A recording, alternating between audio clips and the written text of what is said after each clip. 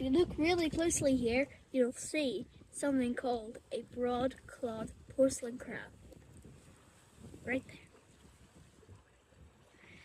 An interesting fact is these guys are more closely related to lobsters than crabs, which is weird because they're called broad-clawed porcelain crabs.